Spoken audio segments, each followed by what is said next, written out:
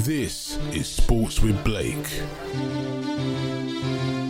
Yes, yeah, now we're back. Jojo in the house. Sports with Blake podcast. Yeah, now ain't heard that one in a while. Jeez, big shout out to your host Rob in Malta. Sports with Blake, we're back. It feels good to have a camera. Garden of Rhythm Studios. That is our sponsor that's sponsoring the Sports with Blake podcast. I gotta give out the information. So make sure you text for Gore Advertising. This podcast is sponsored by Garden of Rhythm.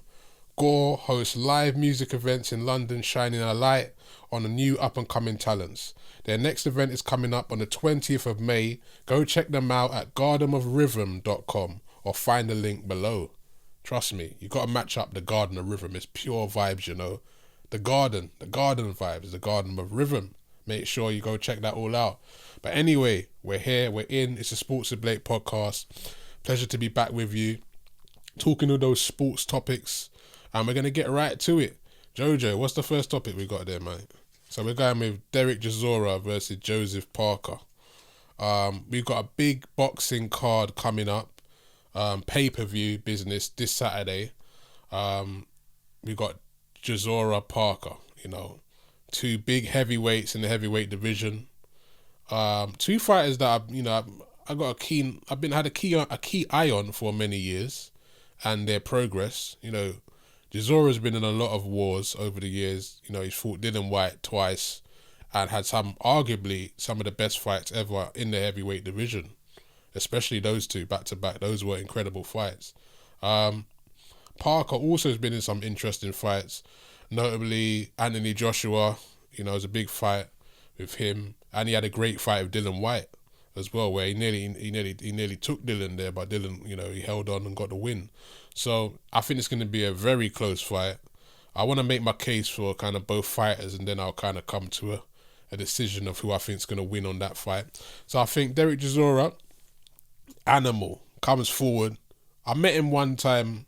I don't think he even saw me actually. I was working at Wembley Stadium in hospitality, and I was just doing my thing. I think I was giving somebody back their jacket or something, and then I could see like on level one it's kind of like an exclusive kind of Wembley VIP lounge bit, and I could see him walking past, and I was like, right, he's a big lad, ain't he? Like mad stocky, mad wide and that, and I thought, rah. This guy is he must be like a tank when he comes at you, because when you're watching him fight, you see he's like a proper tank, and he's proper wide in the flesh.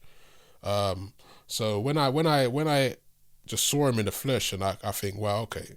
Then I picture him in fights. He's like a bulldozer coming forward at you, you know what I mean? Like proper tank man coming at you. So Chisora, with that kind of fast intensity style that he has, and the way David Hayes been, you know, training him under the reins now, and with his new trainer that he has now, I think that it's going to be definitely a fight where he brings nothing but pressure, high pressure towards Parker. And I feel like Parker's going to have to try and withstand that pressure and that wave of pressure in the early rounds. If Parker can somehow overcome that pressure, I feel that he gets into the fight later on. And I've been watching some of his training footage. Parker's looking very lean. Chisora's looking very strong, so I definitely feel Chisora's looking to come and KO him, knock him out early, and Parker maybe going for the back foot approach, maybe take him all the way and win on points. So I feel like maybe Parker's going to go for a points victory, and Chisora's looking for a knockout. So we kind of have a conflict of how style of fight that's going to be, but who knows? You know, it could turn into a tear up possibly. You know, if Chisora comes at him too much, maybe Parker's training for a tear up himself. You know, has Parker been in a tear up before? What do you think, Jojo? Has Parker been in any tear ups? Dillian Whyte was a tear up a bit. There's a bit in it. He can tear a bit though. He can when he wants to. Louise Parker was a bit of a tear up. I ain't even seen that one. You know, I need to go back on that. And that was early. That was early doors where people were saying about when people were saying Louise, you know, he's a serious fighter. You know, he had a big fight with Parker and beat him. So, yeah, interesting, bro. So, what do you reckon? Parker or Chisora before I give my unanimous decision on that one? What do you reckon, Jojo? Parker. What do you think Parker's got over Chisora? Youth.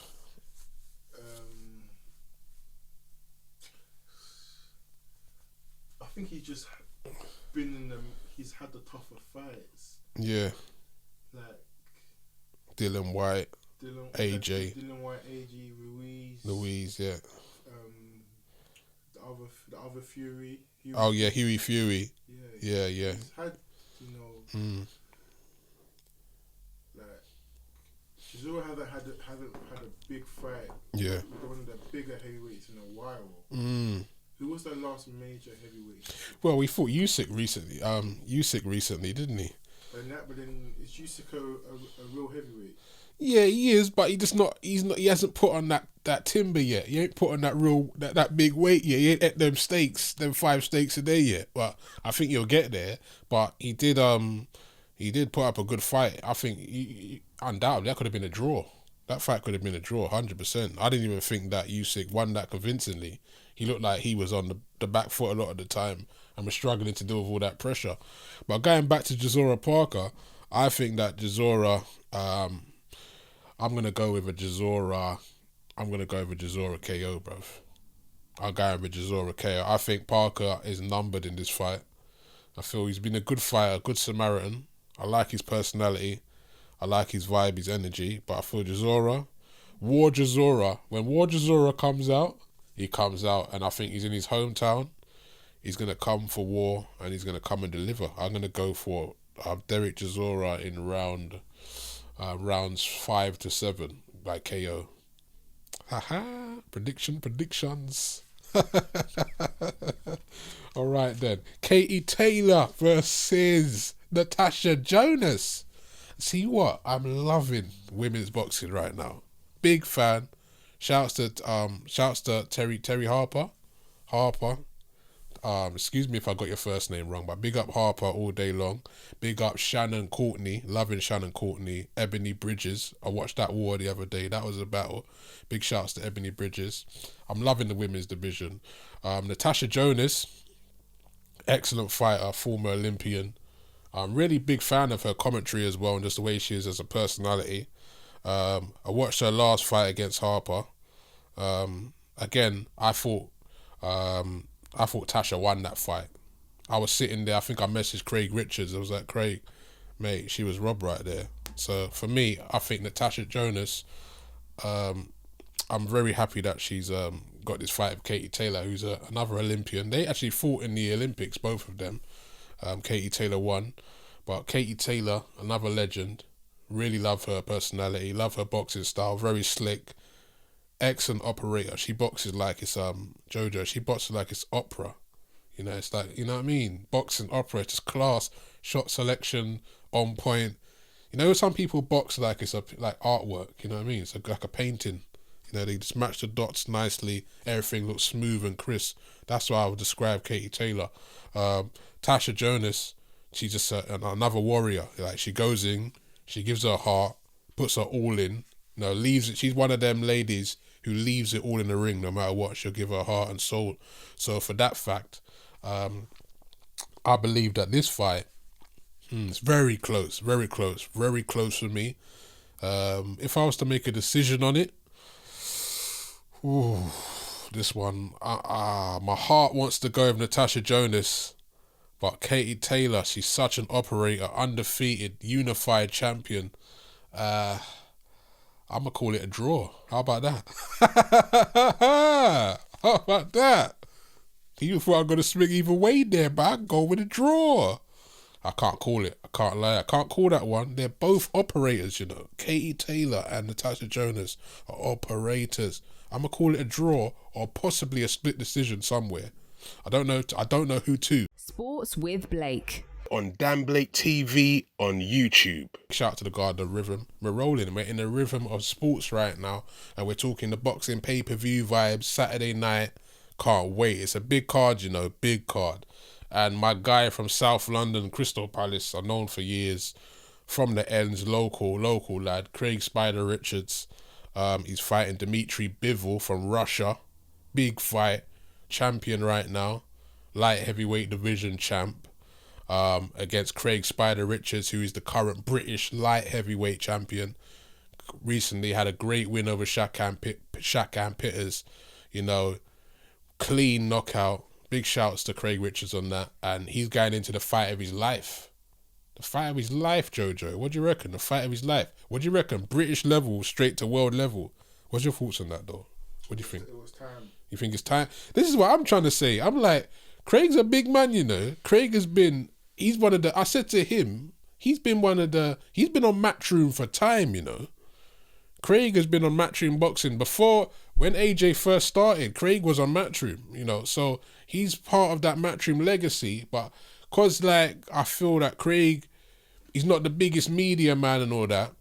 He's like, he ain't dropping mad media quotables here and there and doing, you know, certain outlandish things to get promotion and that. So he gets slept on in a way. But I feel like his record is solid. He's been doing the business his whole career. One loss against Frank Buglioni on a couple of days' notice on the on the AJ Parker card in Cardiff. That's his only loss and one draw. Apart from that, I've seen him win most of his fights, and I've been there live at most of his fights. I was there when he had his brawl at York Hall in the early days, going up to fights at the O2, you know, going up to his most recent fights. You know, Craig has been on a wave of, you know, growth, and I feel like since Shakan Pitters fight, not Shakan Pitters, since the since the what fight was it? Since the Frank Buglioni fight, he's only improved. After that loss, he got better. He's got better since the losses. He's learned more.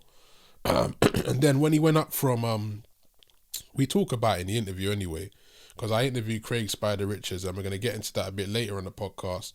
We had a chat on Zoom, and he talked about Dimitri Bivol and the fight and what he thinks is going to happen in that fight. So I won't go into too much detail on what he said, as I'll let you watch it and you can decide for yourself what your thoughts are. But I just want to say on that though, my opinion on Craig Richards against Dimitri Bivol for the win, who's going to win or lose. I think Dimitri Bivol is a good fighter. He's the world champion, of course. Overhyped as the world champion. I'm seeing a lot of media out there. Everybody thinks he's going to win. Pretty convincingly, everybody thinks he's going to win, Jojo. Which I think is a bit wrong, because I feel like, I know Craig jumping up from British level to world level, but you can never write a man off, you know, in a fight, especially on home soil. I know there's no fans, but my man is still in the UK. So he's on home soil, Craig. He's got nothing to lose as well. He has nothing to lose. Dimitri Bivol hasn't fought in about maybe a year and a half or so as well. So he's not as fresh. So I feel that Bivol, he's got a lot to prove himself as a champ. He ain't fought in a while. Craig's just fought, coming off a nice KO. And Craig is very comfortable at light heavyweight. You know, Jojo, he's comfortable. 6'2", grown into the weight beautifully. Last fights, KOing everybody in sight. KO'd the 6'6" Don Shakan Pitters. Clean, KO'd, out. I think Craig, very underrated in the division. But I feel that big shouts, I've always said it, I love Eddie Hearn. I love everything that Matchroom do, but I feel like Craig has definitely been a dark horse over there, growing wise. But I love that now he's getting these opportunities to shine, and this one is a big one. It's the world title, and I'm going for Craig Spider Richards for the win. How he wins? This is how he wins. I feel he wins like this. I feel that Craig Spider Richards uses the 1-2, uses that 1-2, that right hand, puts pressure on him. Again, applies pressure. Don't let this guy settle on you. This Dimitri Bivol, if this guy settles into the fight and starts thinking that maybe you fear that, you know, that world title stick, you know, that world title aura. You know what I mean, Jojo? That aura of like, I'm the champ, I'm the world champion. Like, you know what I mean? You know, some of the light heavyweight division guys that are at the world titles, there's like a sector of them where people, oh, Dimitri Bivol, there's that kind of energy around him. There's that kind of energy around his name. So I'm like, Craig ignores all that. And he's even said it in interviews. He's just another man. I just see another man in the ring. I'm not watching the belts, all this kind of thing. Craig keeps that attitude, works hard in the fight, uses that right hand that he's been using nicely, you know, to end fights. Plays with that jab, plays it well, plays it strong. strong jab. Use the height advantage. Use that 2-inch height advantage to your advantage. Don't let this guy get inside you too much because he's a shorter fighter. So there's all kind of things. It could go all ways. I know Craig's prepared for any scenario, which I guess he should be in boxing, I lie, Jojo. So yeah, I'm gonna go with Craig Richards inside. Am I gonna go for a stoppage or a KO here? Interested. I know. These are my predictions from the heart. You know, there's no mincing. These are my predictions from the heart and soul, and I'm gonna go with Craig Richards to win inside 7 to 9 rounds, and I'm gonna go for. I'm gonna go for a TKO win.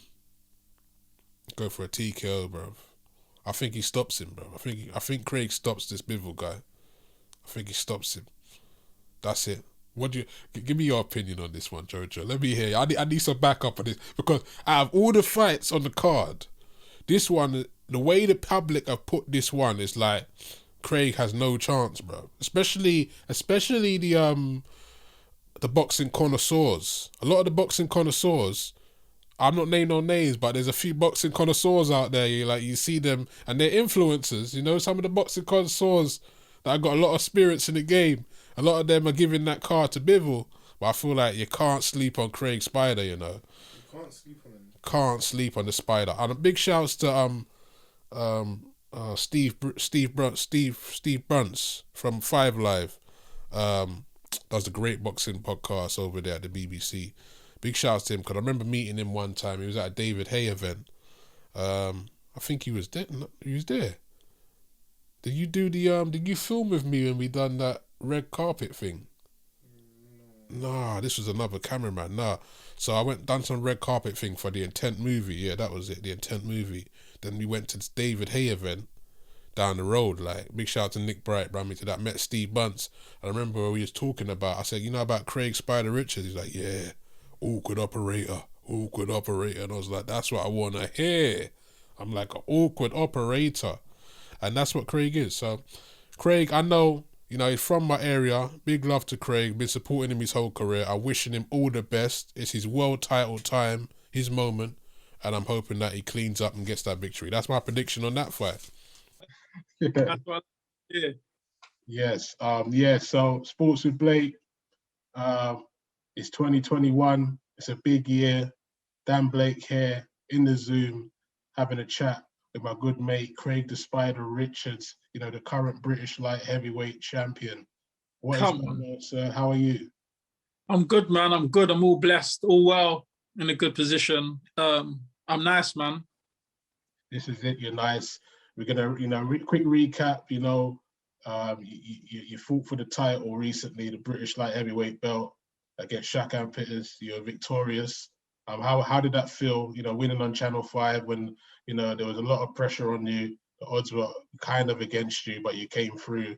Showing true champion spirit. It was good. Like a lot of people doubted me. A lot of people doubted I'd even take the fight because they said the risk of it was a lot going on to his area, on his home show, him being the champion, and to lose that fight, your career would be in tatters, really. So it was a opportunity that people thought I might not take or risk, but I want to show I'm a true champion and I'm all about rolling the dice and getting that double six. Yeah. And in the fight, it was a fight of dominance. I felt, you was working your jab through the fight, getting those nice combinations of good boxing selection, going through the paces nice and composed. Like being in like an empty arena, did it feel less pressurizing even? Like, so you could kind of focus on the boxing? It kind of just made me feel like I was just doing my job that day. It's like being in the gym every day and you're sparring, you ain't got massive crowds.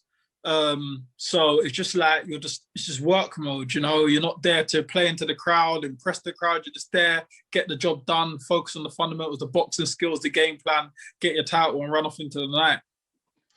Speaking of running off into the night, probably the KO of the night and of the year in 2020. Tell us about that punch that you know, the way that was so sweet on the button. Tell us about that combination and the moment when you threw it. Yeah, I saw the. I see the way he was backing up, and I anticipated it before it came, and I threw it. He reacted how I thought he'd react, and it was open exactly where I thought it'd be open, and I threw the shot, and obviously I had good precision, good timing, landed perfectly, and that's all she wrote. Definitely, that's all she wrote. And I just want to go through your current, what can I say, your current record. So your stats, you won 16 fights, KOs 9, you lost 1, drawn 1. Since you moved up from super middleweight to light heavyweight, you know, I've seen the transition. I've seen you at middleweight, super middleweight, you know, tight at weigh-ins, getting down to the weight, and you're a big lad yourself, you're about 6'2" yourself, big man, and getting down to super middleweight, and then now moving up more comfortable at light heavyweight. I'm seeing that the KOs are coming in and the record is looking nice with the KOs. Tell us about that transition from super middleweight to light heavyweight. Like, wherever you look at my record, even like the knockouts that I got when I was at super middleweight, they weren't actually at super middleweight, they was actually at catchweight. They were the fights that I thought catchweight wasn't at super middleweight. So every time I weighed in at super middleweight, I weren't knocking anyone out. Every time I boxed at catchweight, I was knocking them out within 3 rounds. So we realized how flat I was when I had to make the 12-stone mark. And then I took that fight on short notice against Buglioni. And after that, I thought, you know what, let's move up to light heavyweight properly. You can probably see that's more your natural weight because you've just done a 12-round fight without even a training camp. So, like, clearly your body, fuel and energy system is better there since your natural weight. And then after that, I fought 3 guys with winning records on the spin, knocked them all out within 3 rounds. Then I got called out by the WBA Continental Champion, Jake Ball, former GB boy, good fighter. You know, dropped him every round, knocked him out within 3 rounds. Then obviously I boxed the unbeaten Sterling, dropped him. He survived through the net. And then obviously I just an 8-rounder was a bit flat, obviously, but you could see the damage that I caused even on his face just in a little 8-rounder on a flat performance. And then I had which I came. One sec. Yeah, go ahead, yeah. Yes, and then obviously the Cam Pitters fight, where I dropped him earlier on in the fight and KO'd him in a late stoppage. So you could see the difference in the punch power by just my record, that every time I was at 12 stone, I'm winning on points. And when I'm moving up, I'm getting them out of there. So you can see it's more my natural weight. I'm fueling better, and I'm feeling good at the weight. That's excellent, you know. And there's a lot going on right now for you. And I just want to know, like, your views on, you know, the card has been announced for your big fight coming up for the world title against Dimitri Bivol. It's a massive fight. Very happy for you on the Joseph Parker, Derek Chisora card. There's some big fights on that night. Let me go through the card real quick. It's a card. It's a big card. It's a big card, man. So we got on that card. Let me get the stats up. So we got Chisora Parker. We got Katie Taylor doing her thing in a big fight. Katie Taylor versus Natasha Jonas. That's it. I guess Natasha Jonas. We've got Chris Eubank Jr. He's going in against, was it Morrison, I believe? Mark Morrison. Mark Morrison. What a name. Return of the Mac. Man, what a card. Are you looking forward to it? Tell us how you feel now it's all signed.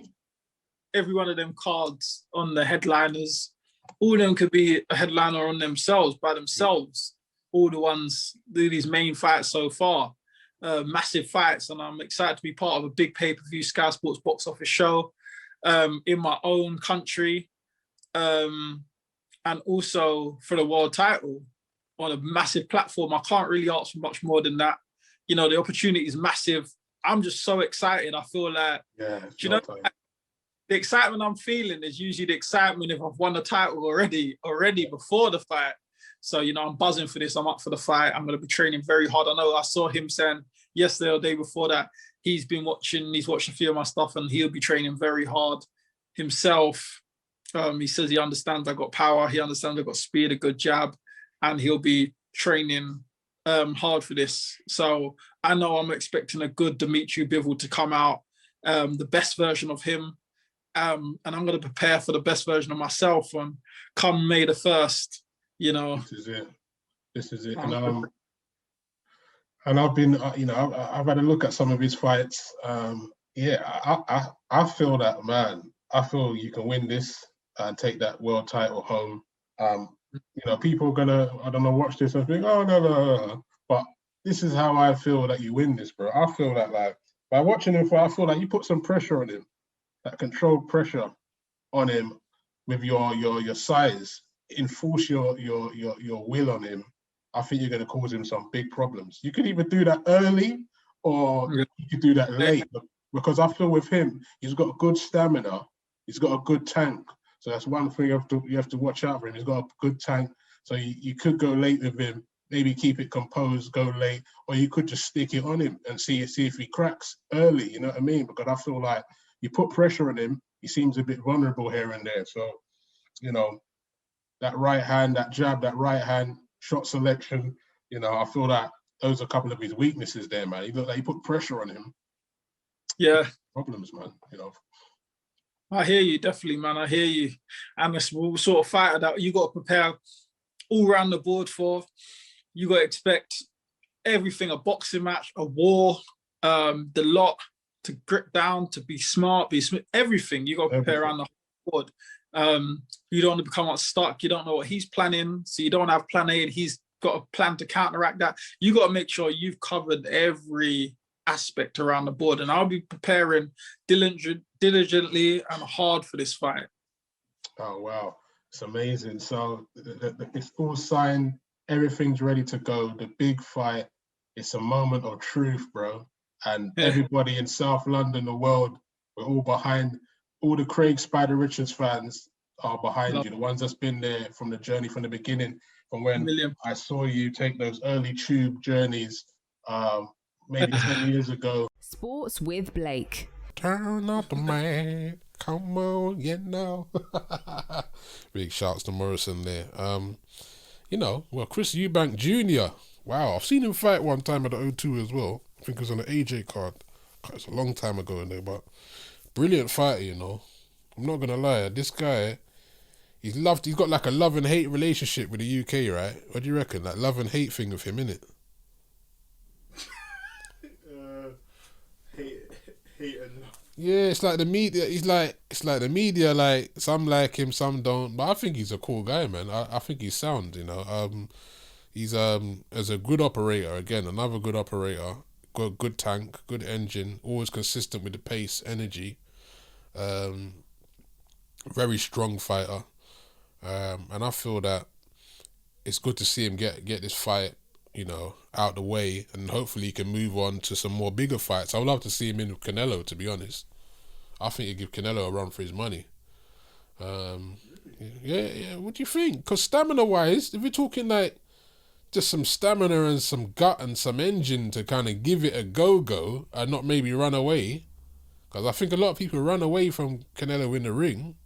When they actually get in the ring with Canelo, I feel like a lot of people be running. Don't you agree? Like running away, like they're not actually in there for the fight. They're in there for that, more the pay fight than the fight. You get what I mean? Because Canelo, they know when they get in there with Canelo, it's like, all right, I'm actually in there with him now, boy. Like, you know what I mean? And when he starts getting to work on you, don't he? He starts getting to work real quick. Just like, Callum Smith, I thought he was going to do more against Canelo, but it wasn't the case. But big shout out to Chris Eubank Jr. I think that, he's a good operator. I've been a fan of his work. I like watching him fight because I just like the intensity. I like the pace. I love a fighter that's got a lot of pace and rhythm and stamina. He just keeps coming, he's relentless, like he keeps coming. So I think against Morrison, I think he beats him. I don't know what, I think he beats him early. Maybe inside 5. I'm going to go Eubank inside 5 rounds. If we can make it an early night's work. Then hopefully he moves on to some bigger fights. Because I just feel like he's at an age where he needs to push on now. I think he's like over 30s. So yeah, he's got to push on and get. Because I feel obviously his dad's a legend. You know what I mean? Chris Eubank, legend. I grew up on the era of watching Eubank and Nigel Benn in the ring all the time, having great wars on ITV and all of those fights there. So it's great to see that his son is continuing the legacy on. But I would love to see him now in some bigger fights. The biggest fight I saw him in was against, was it George Groves? That was a good fight. But again, Groves just had a bit too much experience at the time and just, you know, he got the job done. But I would love to see Eubank in with a Canelo, man. Canelo Alvarez. I feel like when Canelo cleans up all the belts, maybe have a mandatory, not mandatory, maybe have a, when they have a, was it optional defence? Like an optional defence or something against Chris Eubank Jr. Because I feel like Canelo won't be concerned about Chris Eubank Jr. like that. And then maybe up for a big surprise if he does take the fight. That's what I feel. It's a dangerous fight for Canelo to just take options, don't you think? But do you think Canelo's mindset wise, do you think he thinks like that?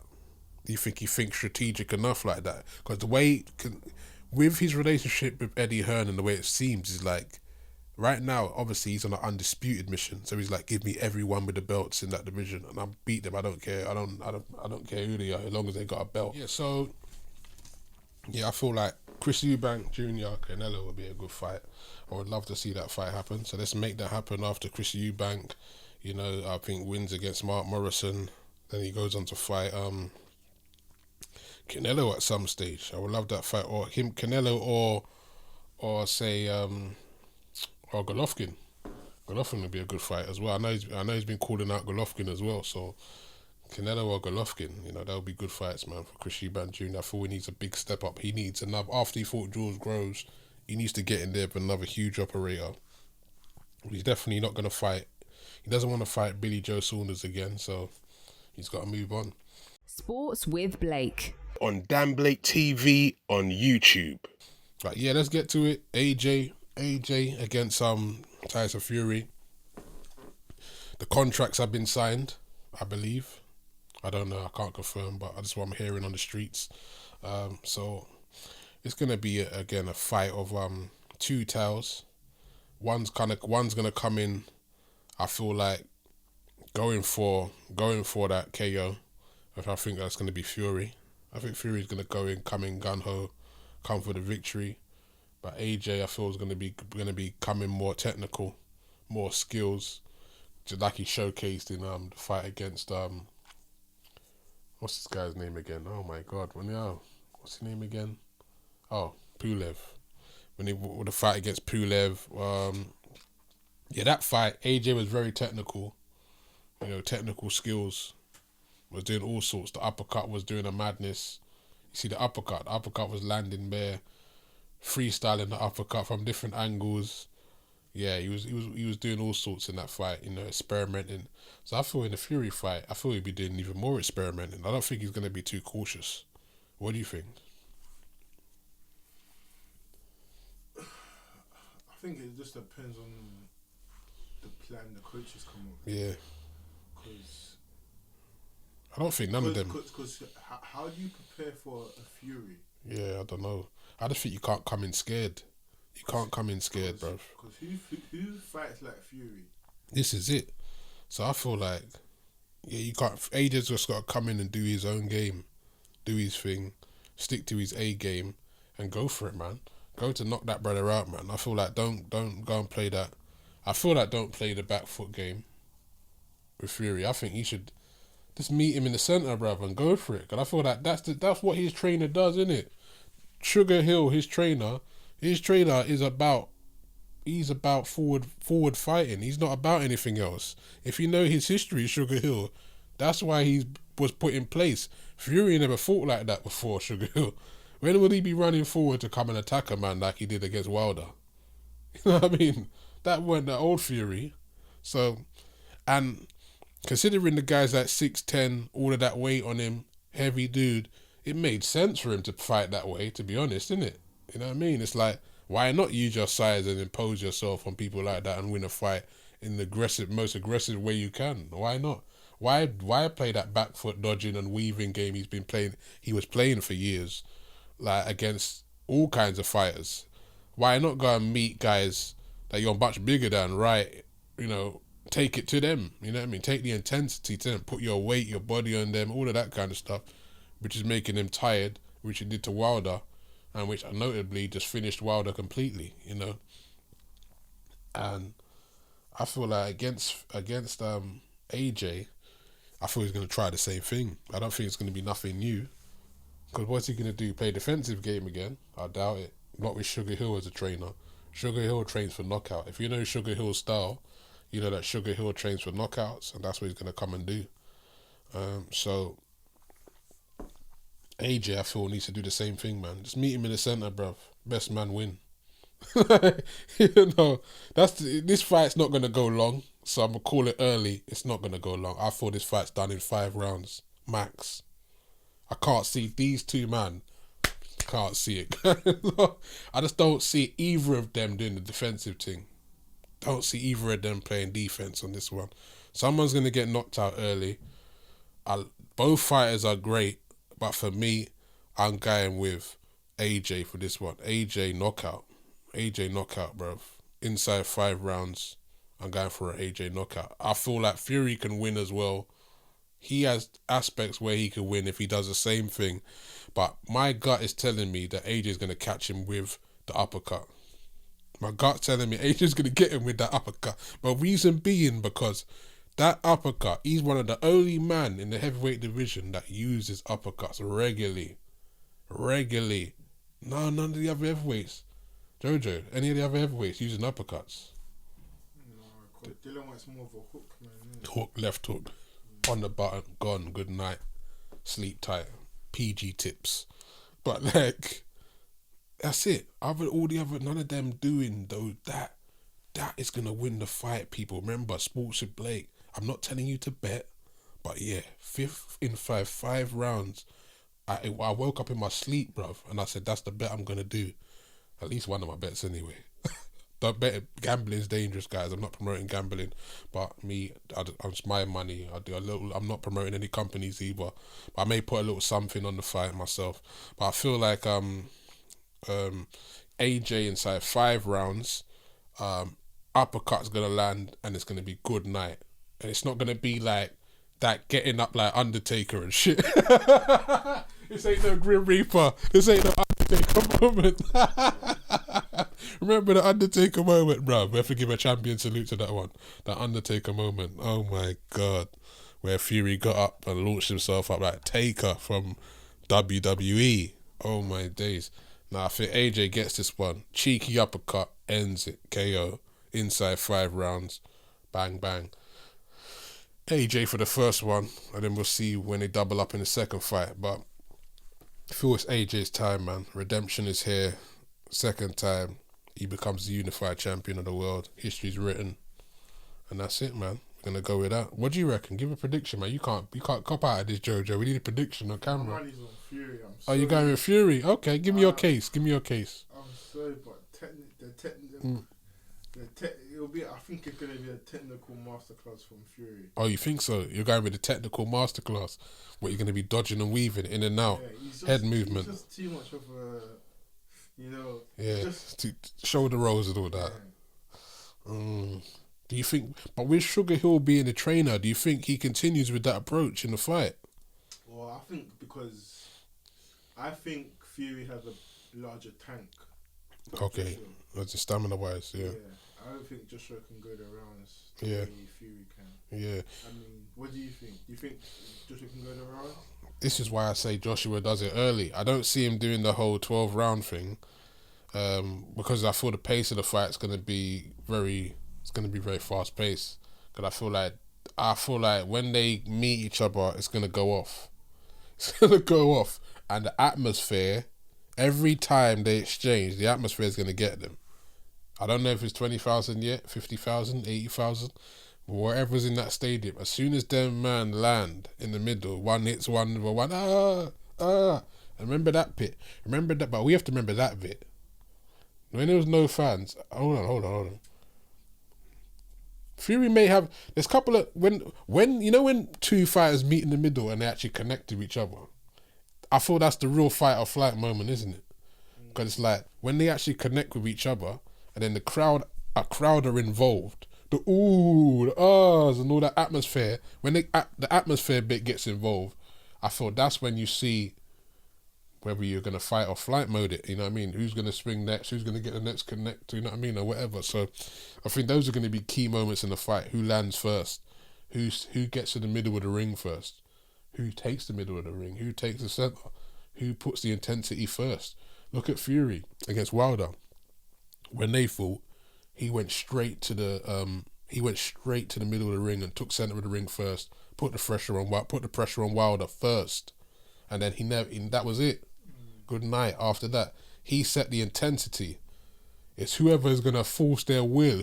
Which out of the two is gonna force their will the most with the intensity to take that center of the ring first. I thought they're both gonna want to do that, and when they both do that, good night. Someone's got to go early. If they both take the center of the ring early and no one wants to give up, no one wants to play back foot.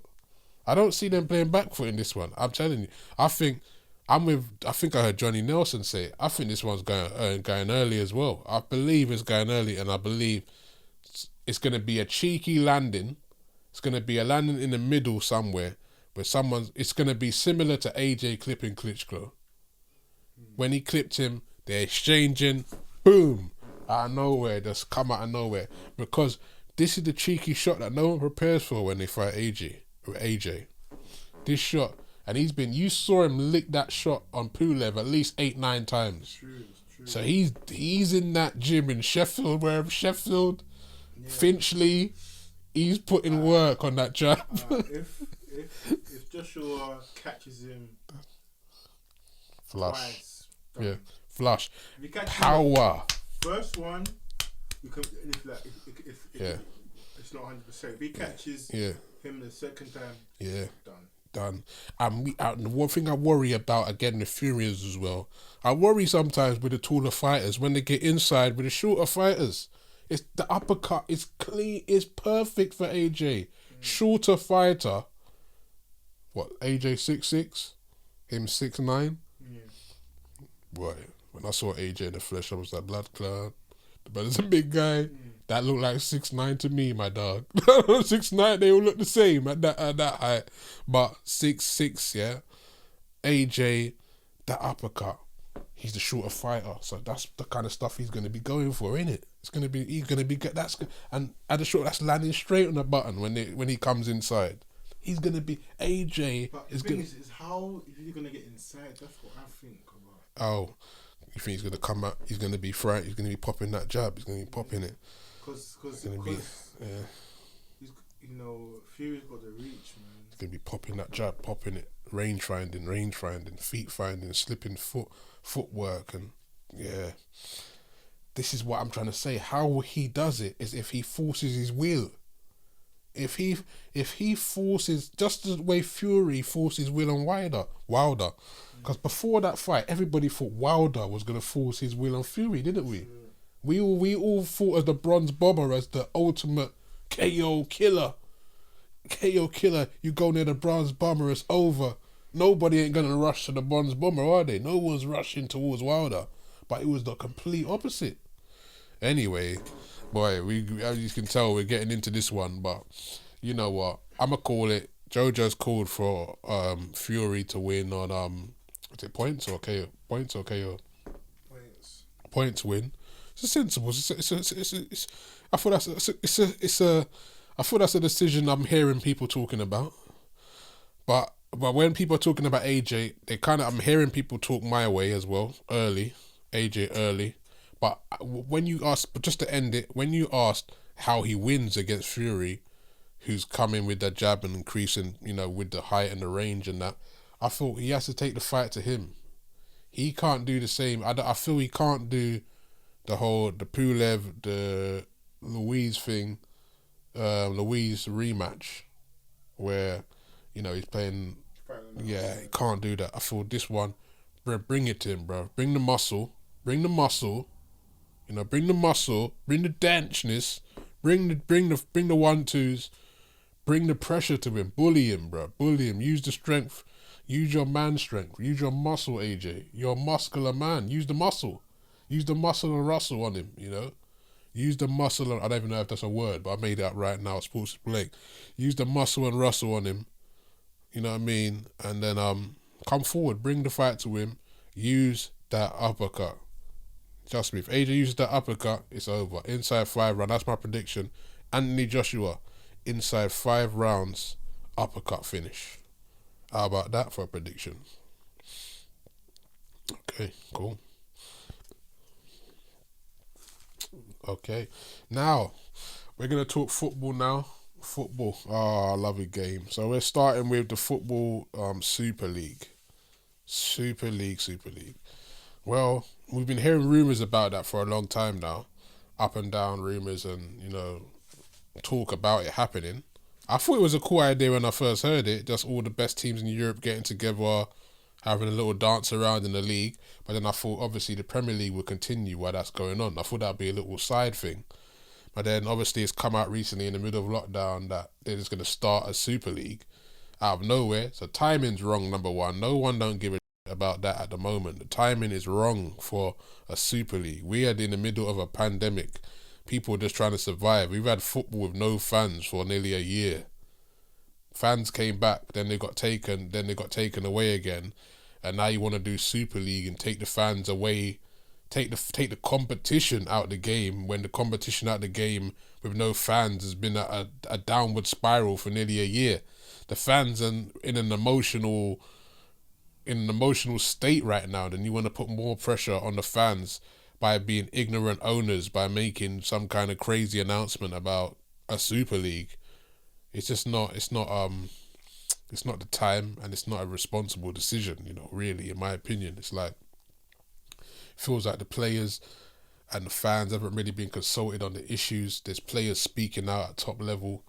Man United players, Fernandes, Gary Neville, I'm seeing speaking out, loads of players, Ian Wright, Alan Shearer, legends speaking out of how wrong this is.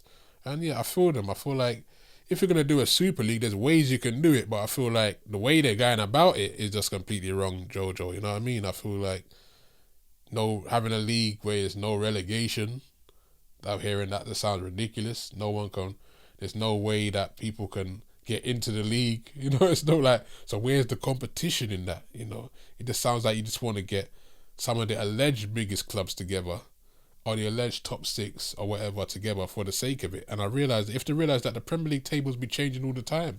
Some of the people they're putting in the top whatever to get into this championship, they're not even top clubs anymore, to be fair. Some clubs that haven't been in the top 4 for last couple of years are in there. So it's questionable the teams you even picked to join the Super League. So yeah, for me, I would pause on that Super League stuff for now.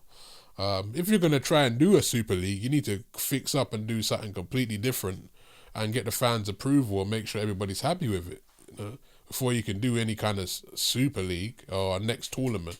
You can't just bring a tournament out of nowhere and say you want to, I don't know, was it going to be in competition with the Premier League though? This is what I'm trying to say. What was the concept? Why was it going to be in competition with the Prem? I don't know. Mate, I don't think they're really Super League. Yeah, it just sounds like a madness, man. Super League. Because the Prem will always be the Prem, no matter what. Yeah, I thought it was gonna be like all 6 clubs join the Super League, and then all the 6. I don't know. The Man United, Chelsea, Arsenal. Was it Liverpool? Yeah. Yeah, all that. Yeah, join the Super League, and then the rest of the teams in the Premier League, they continue the Prem. No, they never planned on leaving the Prem. Okay. But I guess the issue is that they want to play the best teams more often. Yeah. Because obviously that's what the fans watch, and that's what creates the most. Because the thing is, they're not thinking about the fans in the stadiums no more. All they're thinking about is the TV money, and it's the big games that get the TV money. When Man United are playing, I don't know, what's up, like a Slavia Prague. Yeah. Or how interested are you in watching that match? Not really. Nah, not really care. Yeah. But if it's United, Real Madrid. Yeah, you're on it. You're there. You want to see those games. I get what you mean. It's like the key games, but then how many times do they play? I heard you've got to play each other 6 times or something like that. What's the real life? There's like 15 teams. You can play each other like 4 or 5 times, like the Scottish League do. In the Scottish League, they play each other like 3, 4 times or whatever. Yeah, I feel that. Let me know what you guys think about Sports with Blake on social media. You can at us at Sports with Blake on Instagram, Twitter, Sports with Blake. We're sponsored by the Garden of Rhythm. This is the studios right here, as you can see. I feel like the European Super League, we should put a pause on that, and that's cancelled now anyway. So let's move on from the Super League. But I want to talk about Man United legends that I feel like, as a Man United fan, I need to come back in the game and are needed right now. Ronaldo is needed as an emergency. That's what I want to put out there. I want to put out an emergency announcement to bring Ronaldo back to Man United. The time is now, Ronaldo. The time is now, brother. How old is Ronaldo? 34, 35? 36. Brother, the time is now. Look at what's going on right now, yeah? Look at our team, Manchester United. Man. Look at, we had, Zlatan. Wow, can't get the words out. Can't get the words out. Oh my days, tongue twister. Zlatan's come, he's done his thing. Cavani's come and done his thing. Older ages, men of wisdom, they've come to the club. They've come and done the Van Nistelrooy, bruv. If you know how United set up, we always have these strikers over the years, infamous strikers that are great 12-yard box mastermind men. When they're in the 12-yard box, they deliver. In that 12-yard box, they will get you goals in crucial times, whether it's header, on foot, or scraffled in on a hustle thing. Strikers that have been in United for time doing that for years. Some of our greatest ones, Andy Cole, Teddy Sheringham, Ruud van Nistelrooy. Nowadays, let's get to the current climate. Zlatan. Let's get to, when I give him a little forward, Tevez, nah, I wouldn't give him a little forward. And then let's go to obviously Cavani now. So these are legends. Ronaldo, you came to Man United at a crucial time, and we need you back. Emergency signing, Solskjaer. The time is now. Your last couple of years in the game. This is it, Ronaldo. Come back to United, brother. We need you. We need you. Cavani looked like he's going to Boca Juniors at the end of the season. So that relationship's about to be done. He's had a great season. It's been a great time with him. But he wants to go back, be close to the fam, whatever. We hear that. But now we need Ronaldo back. We need those wings back, Jojo. He's got one season in him at United to get a 40-goal season. Bring us that title next season, because I believe that it's either this season or next season, Manchester United are going to win that Premier League. The time is approaching again. It's another gut.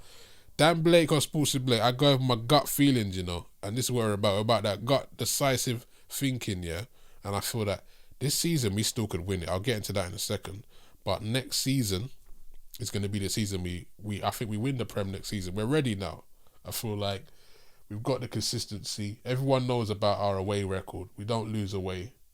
Home, we're still a bit scratchy here and there, but we're solid now. Everyone knows that. United, we're not United of old. We're solid. We still can get shaky results, but we're still handling business as well, and it's evident. So I feel like now is the time. It's going to be this season or next season's fight or flight for United and Solskjaer. And Solskjaer, I say it, and Solskjaer. I know he signed a new contract, but that don't mean nothing in football. You know that. Signing a new contract don't mean nothing. If Solskjaer don't win a trophy, has he won a trophy yet? There we go. If he doesn't win a trophy next season, good night. I promise you, good night. What do you reckon? If we don't win a trophy by next season, you think he's still going to be there? I reckon he can win Europa though. Oh, he's good. If he wins a trophy, he's in a good position. But if he doesn't by next season, it's not a good place to be. When you got owners like the Glazers and these guys, that we're trying to get out of the club now. Ed Woodward's gone. Thank God for that. Finally. Big shout to the United stand. Shouts to Mark. All the United stand lot. Doing their podcast stuff. But yeah, I agree with you. I agree with them. I feel that we don't need owners that don't really care about the club like that. We need owners more aligned with the fans. Owners that come to the club that actually watch games. Owners that come and watch games at least quarterly. Come and watch a game at least a couple of times a season. and not watch a game, no games at all. And then want to put your club in a Super League. Nonsense. Yeah, it's a nice little rant about that. But Ronaldo, you need to come back. Emergency. Ronaldo will come back and get us 40 goals, bruv. And he could do it in a season where we could actually win the league. And wouldn't that be a great sign-off? Wouldn't it be great for him to come back? What do you reckon?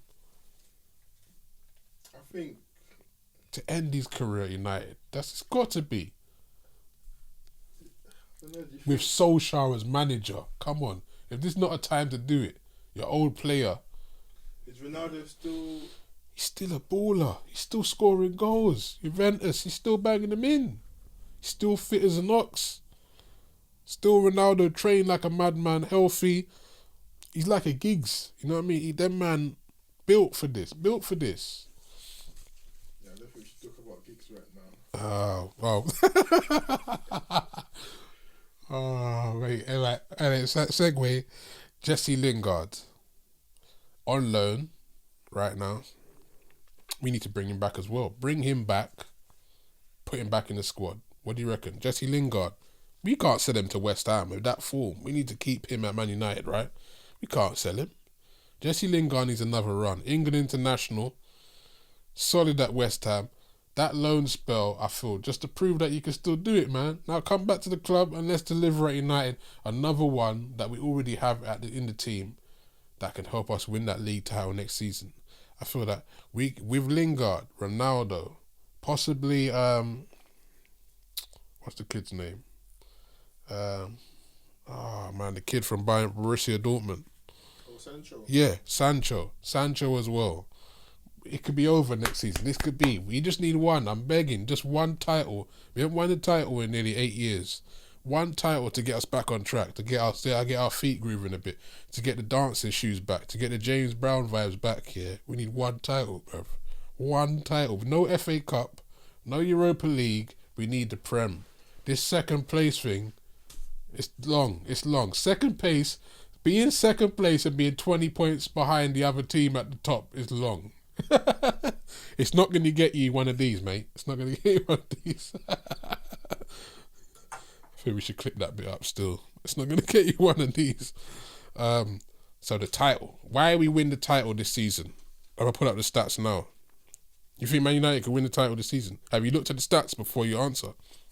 Well, I just feel like City aren't going to drop points. So if they lose all their next games, and we win all the next games, we've won the league. City aren't going to lose 5 straight games. You think worse things ain't happening in football? Yeah, but it's Pep. They got PSG tomorrow. They could lose that semi-final, lose that. Then they got Crystal Palace. They could lose that away.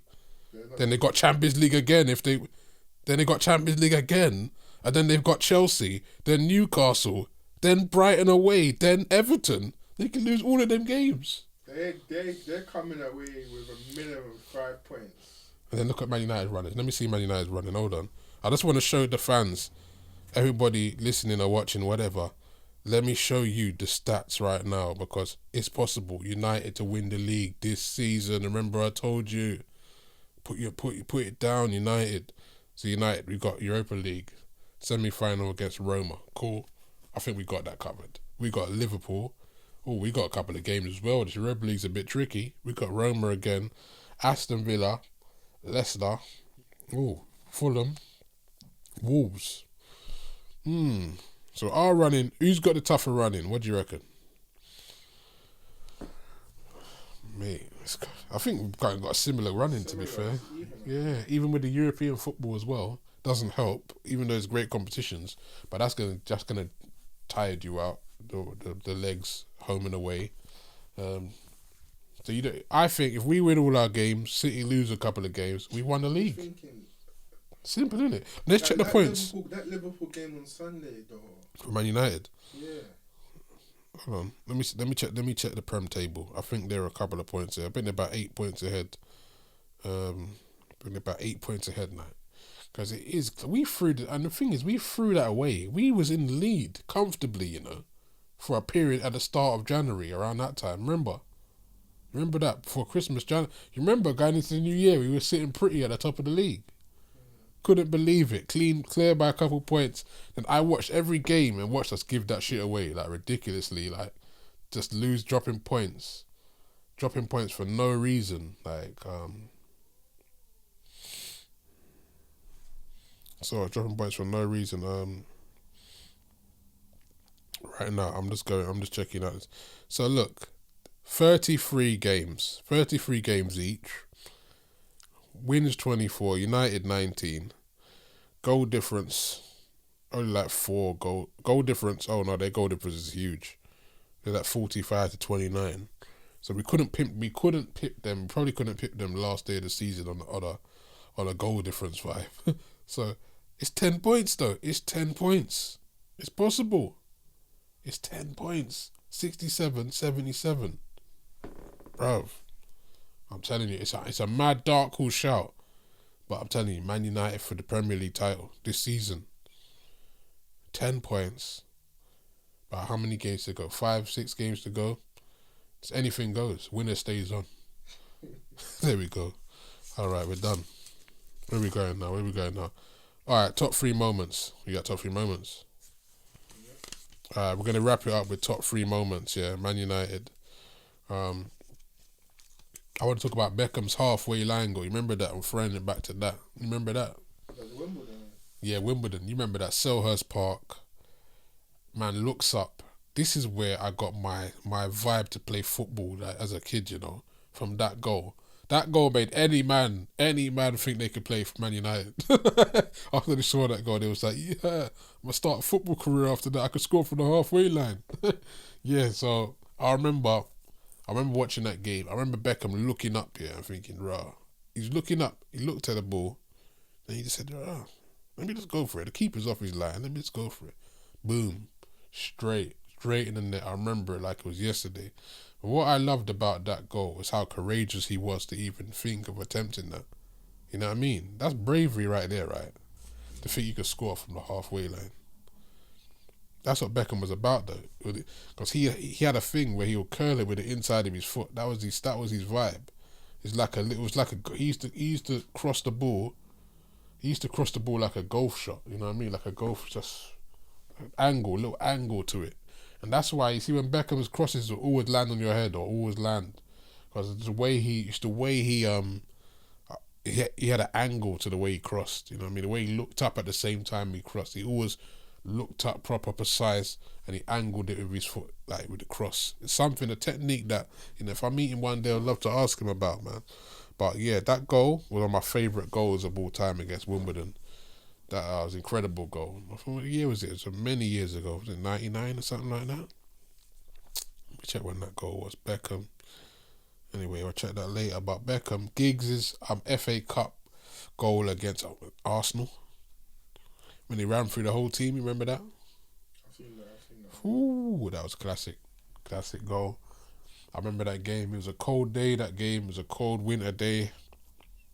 It looked like one of them games where it was going to be a draw or something. But it was action-packed. And Giggs just decided, well, I'm going to run through the whole team here. He got through one man, he got through the second man, got through the third man, fourth man, then I went for it. Bam, straight in the net. One of the best goals I've ever seen, and the way he done his celebration, he couldn't believe what happened. He was like, I actually done it, I got through the whole team. That's how he looked.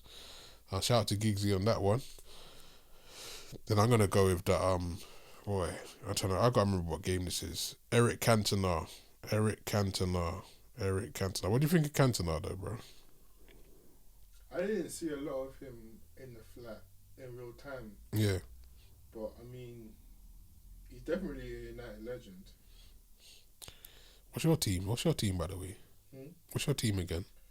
You don't have to speak about my team. No. What is it? Liverpool? You don't have to speak about Tottenham. my team right now. Was it Tottenham? No. I support Millwall. My local club. Support Millwall. Alright, local club. Eric Cantona lob though. But everyone knows the lob I'm talking about. Sunderland 96. And that's the famous lob where I'm checking it out now, but obviously for the pod purpose I'm gonna fast forward it. Oh my god. Oh, that was it. What a goal. Eric Cantona, the lob. And when he looks around the stadium like, do you know who I am? Like, looks around like, that's aura. You know, Eric Cantona, that's what he was about, aura. Score a goal, celebration will just be priceless. That goal, 96, Eric Cantona. All right then, man. So we talked about a few things on the pod today. Sports with Blake, you know, we talked about the boxing coming up this weekend. And then we talked about a bit of Man United, a bit of football talk, Super League vibes. And we're going to be back next month with a big episode with Nick Bright featuring on the show.